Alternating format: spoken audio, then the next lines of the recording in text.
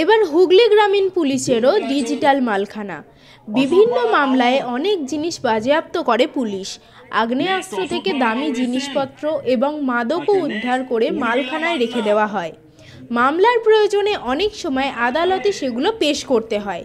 সে কারণে বাজেয়াপ্ত জিনিস হারিয়ে গেলে বা নষ্ট হয়ে গেলে পুলিশকেই জবাবদিহি করতে হয়। অতীতে পুলিশ যেসব জিনিস বাজেয়াপ্ত করত তা মালখানায় পড়ে নষ্ট হতো, অনেক সময় খোঁজ মিলত না।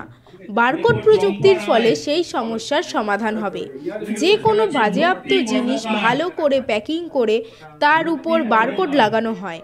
পরবর্তী সময় কেস নাম্বার দিয়ে বারকোড স্ক্যান করলে ওই মামলায় কি বাজেয়াপ্ত করা হয়েছে তা কোথায় রয়েছে সহজেই জানা যাবে।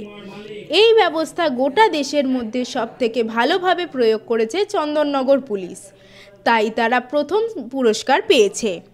গত 3 এবং 4 সেপ্টেম্বর মুম্বাইয়ে ই-গভর্নেন্সের 27তম জাতীয় সম্মেলন হয়। সেখানেই এই পুরস্কার পায় চন্দননগর পুলিশ কমিশনারেট। আর সেই কাজ দেখে অনুপ্রেরণা নিয়ে এবার হুগলি গ্রামীণ পুলিশও ডিজিটাল মালখানা করে ফেলল। আজ পোলবা থানায় যার আনুষ্ঠানিক উদ্বোধন করেন police super Kamalashis Sen, additional SP Kalyan Sarkar, ছিলেন ডিএসপি ডি&টি প্রিয়ব্রত বক্সি ও CI Dhaniakhali Ramgopal Pal. Police super বলেন, পোলবা থানার ওসি নাজির উদ্দিন আলী 2 মাস হলো নিযুক্ত হয়েছেন। তিনি ছোট করে অনেক কিছুই করার চেষ্টা করছেন। তার মধ্যে একটি হলো ডিজিটাল মালখানা। চন্দননগর পুলিশ মালখানার মালকে সংরক্ষণ করা এবং সহজে খুঁজে পেতে ডিজিটাল ব্যবস্থা করেছে। তার মতো করেই পোলবা থানায় মালখানা ডিজিটাল করা হলো। হুগলি গ্রামীণ পুলিশের অনেকগুলো থানা, আগামী দিনে সব থানাতেই এই ব্যবস্থা চালু হবে। কেন্দ্রীয়ভাবে যাতে নজর রাখা যায় তার ব্যবস্থাও হবে।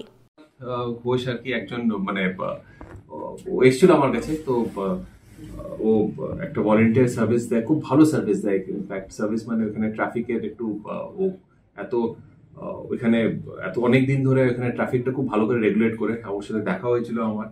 তো আচ্ছা, দিস ইজ এ সার্ভিস, ও একটা ভলেন্টিয়ার দেয়। আমরা টাইম টু টাইম, যেটা বললাম আপনাদেরকে আগে, কি কোনো কেউ যদি কিছু করছে আর কি, তো উই ট্রাই কি আমাদের তরফ থেকে আমরা যা সাপোর্ট ওদেরকে দিতে পারি আর কি। তো আমি আশা করছি যে আমরা এরকম করে will be able to give him support, and ও এরকম করে ওখানে একটা খুব ভালো করে ওর ট্রাফিকটা একটু রেগুলেট করে। ওর সাথে আমার দেখা হয়েছে, নতুন বছরে দেখা হয়নি, তো মানে হোপফুলি আমার 1-8 মাসের মধ্যে অবভিয়াসলি ওর সাথে আবার দেখা হবে আর কি।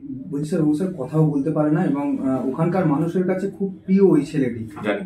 হ্যাঁ, এবং ওর পরিবারও বলছিল যে যদি কিছু একটা পার্মানেন্ট কিছু একটা দেখেন, এটার উপরে কমিট করা মুশকিল আছে, বাট লেট মি ট্রাই।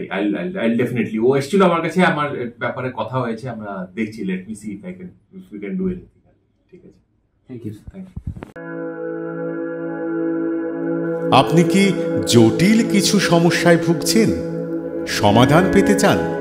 যোগাযোগ করুন প্রখ্যাত জ্যোতিষ ও তান্ত্রিক মনসারাম ভট্টাচার্যের কন্যা মনসা কন্যার সাথে। প্রখ্যাত জ্যোতিষ ও তান্ত্রিক মনসা কন্যা হাওড়া জানবাড়ি ও হাতিবাগানের নিজস্ব মন্দিরেও বসেন। যোগাযোগ 9830106967 আর 9239655323।